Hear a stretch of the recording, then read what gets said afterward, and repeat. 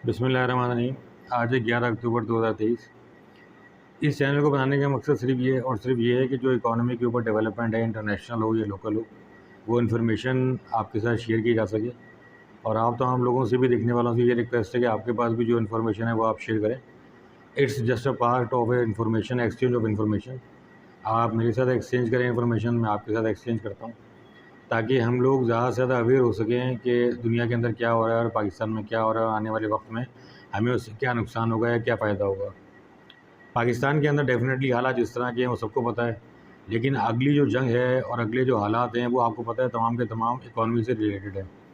इसीलिए आप तमाम लोगों से ये मेरी एक हम्बली रिक्वेस्ट भी है कि इस चैनल को सब्सक्राइब करें, ताकि हम ज़्यादा से ज़्यादा इन्फॉर्मेशन को शेयर कर सकें और आपस में इस चीज़ को समझ सकें कि क्या हालात हैं और किस तरह के हालात हैं। कुछ डेवलपमेंटें पिछले 1-2 दिन के अंदर हुई हैं, वो डेफ़िनेटली आपके साथ शेयर करना मैं ज़रूरी समझता था। और क्योंकि पहले बात करना चाह रहा था इंटरनेशनल न्यूज़ेस के ऊपर, लेकिन कोई अभी कुछ देर पहले, कोई आधे घंटे पहले एक डेवलपमेंट हुई है, वो मैंने सोचा कि पहले आपके साथ वो शेयर कर लूँ, उसके बाद फिर हम आगे की खबरों के ऊपर चलेंगे। State Bank of Pakistan suspended the authorisation of exchange companies of B categories. B categories की जो एक्सचेंज कंपनीज़ हैं पाकिस्तान के अंदर, स्टेट बैंक ऑफ पाकिस्तान ने उनकी जो ऑथराइजेशन है उसको सस्पेंड किया है। और वो तकरीबन 5 कंपनीज़ हैं ऐसी, और उनका नाम लेना तो मैं समझता हूँ कि मुनासिब नहीं है इस वक़्त। और लेकिन उनके ऑपरेशंस को जो है वो फ़ौरी तौर पे उन्होंने बंद किया है, सस्पेंड किया है। और उसके अंदर बता ये रहे हैं कि हाई लेवल की जो है वो serious violation of the state Bank of Pakistan regulation and instructions. तो डेफ़िनेटली स्टेट बैंक ने जो स्टेप लिया है वो सोच समझ के और ऑडिट करके उन चीज़ों को देख के लिया होगा, और जिनके ऊपर लिया है वही बेहतर समझते होंगे कि उनके साथ क्या हुआ है, क्या नहीं हुआ। लेकिन हमारी जो हमदर्दी है वो उन लोगों के साथ है, हज़ारों लोगों के साथ है, जो इन कंपनीज़ के साथ काम कर रहे हैं, उनका रोज़ी-रोज़गार उनके साथ जुड़ा हुआ है। और पाकिस्तान के हालात डेफ़िनेटली सबको पता है किस तरह के हालात हैं पाकिस्तान के अंदर। और उन हालात के अंदर कंपनीज़ का बंद होना और कोई रेगुलेटर की तरफ से इस तरह का एक्शन लेना, डेफ़िनेटली वो तमाम काम करने वालों को, उनकी फैमिलीज़ को अफ़ेक्ट करता है। और उसमें मज़ीद इज़ाफ़ा होगा जो बेरोज़गारी है पाकिस्तान के अंदर, जो माशी हालात पाकिस्तान में तंगदस्ती है उसके अंदर। तो हम उन तमाम लोगों के लिए दुआ कर सकते हैं कि अल्लाह ताला उनके जल्द से जल्द रोज़गार का बंदोबस्त करे और उनके लिए आसानियाँ पैदा करे। अब कुछ हम बात कर लेते हैं इंटरनेशनल न्यूज़ेस के ऊपर। गोल्ड डेफ़िनेटली, जिस तरह के मैंने अभी शॉर्ट्स लगाए थे, शॉर्ट्स में आप ज़्यादा लंबी बात कर नहीं सकते हैं क्योंकि उसके अंदर आपके पास टाइम सिर्फ 1 मिनट का होता है।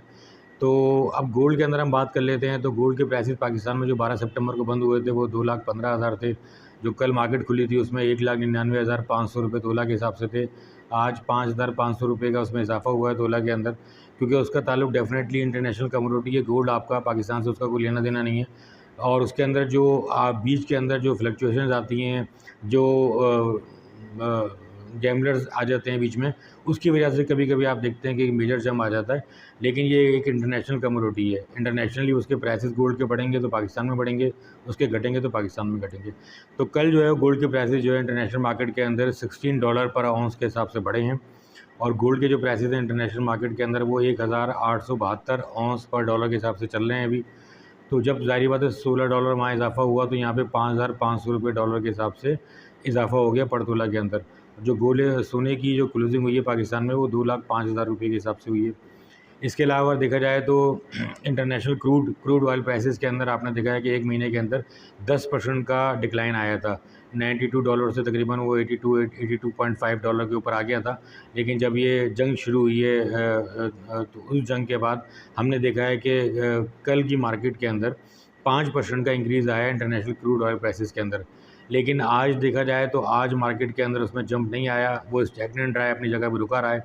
तो उससे बज़ाहिर नज़र ये आ रहा है कि क्रूड ऑयल जो है वो इंटरनेशनल ख़बर के बाद, इतनी बड़ी जंग की ख़बर के बाद भी, फ़लस्तीन और इसराइल के साथ, उसके बाद भी उसमें सिर्फ 5% का जंप लिया और उसके बाद वो अगले दिन रुक गया। तो इससे लगता है ये बज़ाहिर आने वाले वक्त के अंदर कि इंटरनेशनल क्रूड के अंदर अपसाइड इतनी ज़्यादा नज़र नहीं आ रही हमें। और जिस तरह कि आपने देखा था कि सिटी ग्रुप ने जब ये न्यू रिपोर्ट निकाली थी 2 हफ़्ते पहले कि इंटरनेशनली उसको क्रूड ऑयल के जो प्राइसेस हैं 2024 के अंदर वो $17 पर बैरल के ऊपर लगते हैं। उसके 5 दिन के अंदर अंदर जो है वो डॉलर ने तकरीबन 7 से 8% का डिक्लाइन लिया था और वो $82.5 पर सेंट्स के ऊपर आ गया था वो। तो अब नज़र ये आ रहा है कि इंटरनेशनली क्रूड जो है आने वाले वक्त के अंदर नीचे आएगा। ये जंग जैसी थमती है या कुछ मामला सही होते हैं और अल्लाह करे जल्द से जल्द ये मामला ठीक हो, तो ये उसके बाद आप देखेंगे कि क्रूड प्राइसेस के अंदर जो है वो मज़ीद डिक्लाइन आपको नज़र आ सकता है। इसके अलावा कोल के जो प्राइसेस हैं, कोयले के जो प्राइसेस हैं, उसके अंदर भी हमने देखा है कि वो खातिर खा कोई इजाफा नज़र नहीं आया। वो भी $150 के ऊपर है और उसके अंदर भी कोई ज़्यादा अपसाइड या डाउन साइड नज़र नहीं आ रही हमें।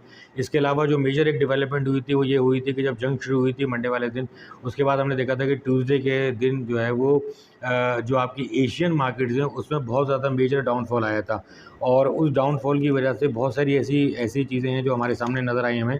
पाकिस्तान की मार्केट ने नो डाउट उसके अंदर कोई ऐसा मेजर डाउनफॉल नहीं लिया था। पाकिस्तान की मार्केट तो बल्कि कल भी प्लस थी और आज भी प्लस है पाकिस्तान की मार्केट तो। लेकिन उसके अलावा देखा जाए तो बहरीन की मार्केट 5.9% गिरी थी, यूएई की मार्केट 2.6% गिरी थी, सऊदी स्टॉक एक्सचेंज जो है वो 0.3% गिरी थी, कुवैत की जो स्टॉक मार्केट है वो 1.6% गिरी थी और कतर की मार्केट जो है वो भी 1.6% गिरी थी। जबकि पाकिस्तानी मार्केट में कल भी इजाफा हुआ था, पाकिस्तानी मार्केट के अंदर आज भी इजाफा हुआ है। तो मार्केटें इंटरनेशनली तो इतना अफेक्ट नहीं लिया। हालांकि देखा जाए तो डाउ जोन्स को आप ले लें या एसएनपी को आप ले लें तो उससे तो नज़र ये आया बज़ाहिर कि वो तो आज भी पॉजिटिव थी। कल उसमें नेगेटिविटी आई थी लेकिन वो आज तमाम मार्केट्स पॉजिटिव थी और जो एशियन मार्केट्स हैं वो भी आज पॉजिटिव थी। तो एक दिन का जो आप समझ लें, टेक्निकली इस बात को समझ लें कि जंग के बाद जो ट्यूसडे वाला दिन था उसके अंदर क्रूड ऑयल प्राइसेस में भी इजाफा हुआ 5% का, एशियन मार्केट्स भी गिरी और इंटरनेशनल मार्केट्स में भी उसका अफेक्ट लिया। लेकिन एक दिन के बाद 24 घंटे के बाद एशियन मार्केट्स भी रिबाउंड कर गई, क्रूड ऑयल प्राइसेस भी अपनी जगह पर रुक गए और इंटरनेशनली मार्केटें पॉजिटिव हो गई। तो उससे नज़र ये आता है बज़ाहिर कि इतना मेजर अफेक्ट या इतना मेजर इम्पैक्ट इन तमाम चीज़ों पे नहीं आएगा। अगर ये जंग खुदा न खास्ता अगर कंटिन्यू होती भी है तो ये तमाम चीज़ें अपनी जगह पे आ गई हैं, क्योंकि ज़ाहिर बात है तमाम मुल्कों को अपने हालात और अपनी चीज़ों को देखना है और इसी हिसाब से उन्होंने उस चीज़ को मैनेज करना है। अब आ जाते हैं हम लोकल न्यूज़ के ऊपर। रेमिटेंसेस आपने देखे, रेमिटेंसेस के अंदर जो बेहतरी आई है पाकिस्तान में सितंबर के अंदर $2.2 बिलियन के रेमिटेंसेस हैं।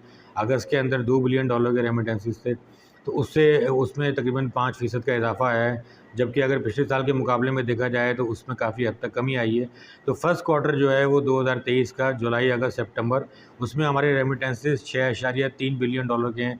जबकि पिछले साल देखा जाए 2022 के अंदर जुलाई अगस्त सितंबर के अंदर तो जो रेमिटेंसेस थे वो हमारे 7.589 बिलियन थे।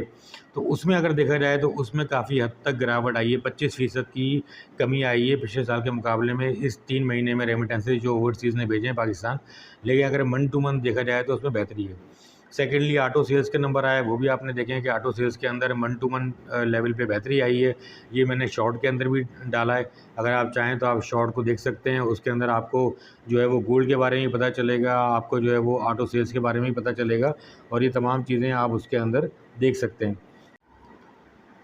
जी, आखिर के अंदर हम मनी मार्केट की बात कर लेते हैं। मनी मार्केट के अंदर जो ऑक्शन होने जा रहा है वो जा रहा है अक्टूबर 18 को और इसमें जो टारगेट अमाउंट रखी गई है सेकंड ऑक्शन के लिए वो 900 बिलियन की रखी गई है और उसमें जो मेजॉरिटी की जो अमाउंट आ रही है वो 8,948 बिलियन की। और जो सेकंड ऑक्शन का टारगेट रखा गया है वो रखा गया है 31 दिसंबर 2023 का। उसमें जो टारगेट रखा गया है वो रखा गया है 7,905 बिलियन रुपीस का। और इसमें जो ये ऑक्शन करेंगे ये 3 महीने, 6 महीने और 12 महीने के लिए जैसा होता है मनी मार्केट के अंदर इसी तरीके से होगा, लेकिन अमाउंट जो है वो पहले के मुकाबले में थोड़ी सी ज़्यादा होगी।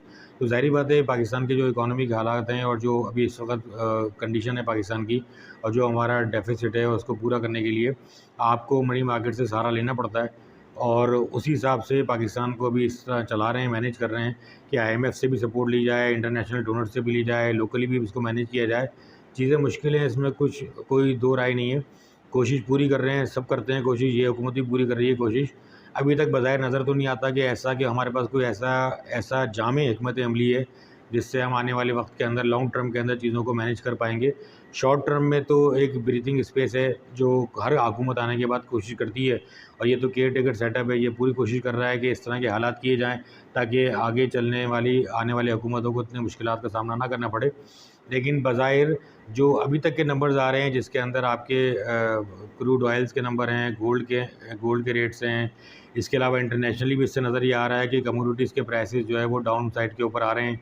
लोकली भी अगर देखा जाए तो जो ऑटो के नंबर्स आए हैं हमारे पास, या जो हमारे पास बाकी के नंबर्स आए हैं हमारे पास, रेमिटेंसेस के नंबर आए हैं, स्टॉक मार्केट जिस तरह परफॉर्म कर रही है, उससे नज़र ये आ रहा है कि जुलाई से अगस्त से सितंबर 3 महीने ग्रेजुअली इम्प्रूव कर रहे हैं।